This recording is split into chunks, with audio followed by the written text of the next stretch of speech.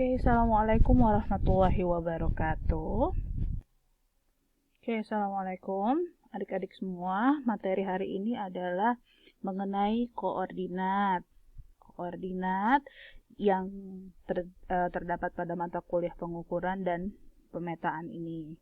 Pada pengukuran sudut, hanya dapat digunakan jika terdapat jarak yang diukur secara langsung atau hasil perhitungan dalam koordinat ini.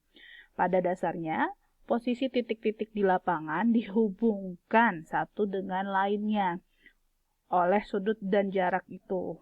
Untuk mengetahui kedudukan suatu titik terhadap titik yang lain atau terhadap suatu garis diperlukan koordinat. Yang kita tahu selama ini adalah koordinat adalah apa? Ayo coba. Koordinat X dan Y. Nah, kita di sini akan membahas dua macam koordinat, yaitu koordinat polar dan koordinat siku. Yang pertama, untuk koordinat polar.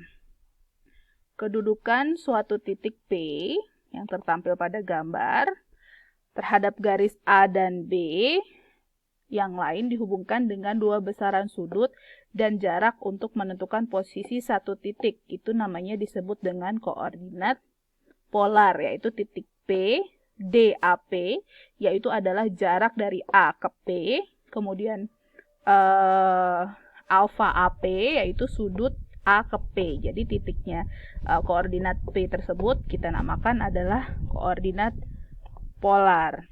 Kemudian selanjutnya adalah tentang koordinat siku.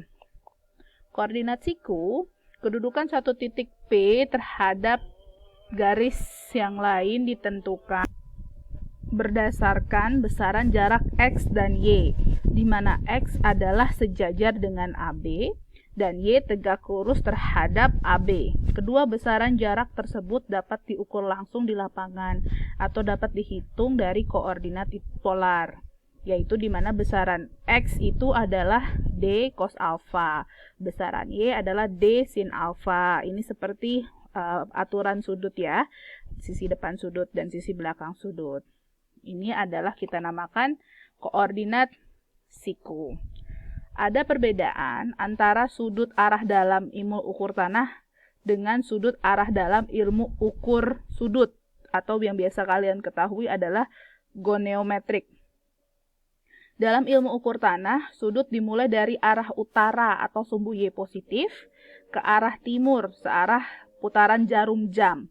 Sedangkan dalam ilmu ukur sudut dimulai dari arah timur dari sumbu X positif berputar berlawanan arah putaran jarum jam. Demikian pula dengan posisi kuadrannya. Ini agak sedikit berbeda.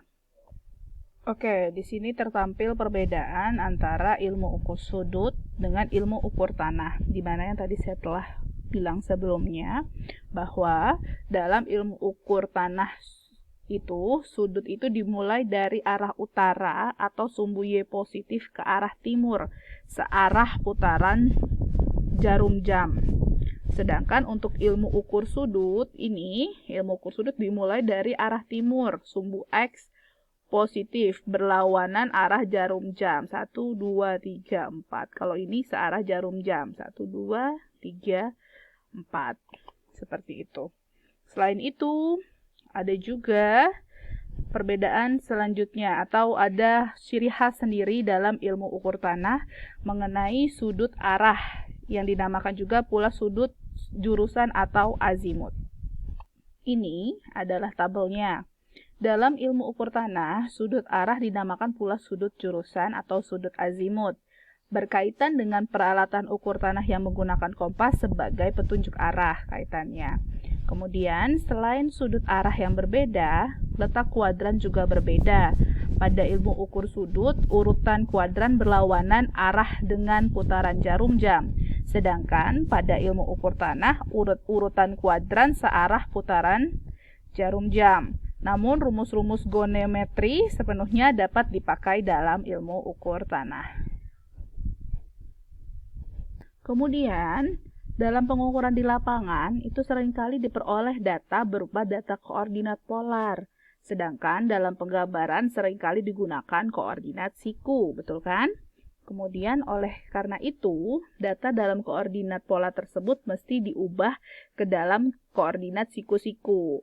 Untuk mengubahnya tersebut, bisa digunakan rumus-rumus di bawah ini. Ini prinsip rumus tadi ya, prinsip rumus goniometri tadi.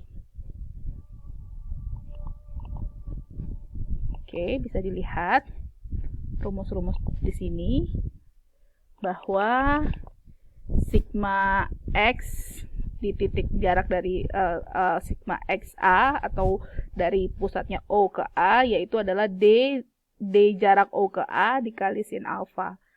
Dan bukan sigma ya itu.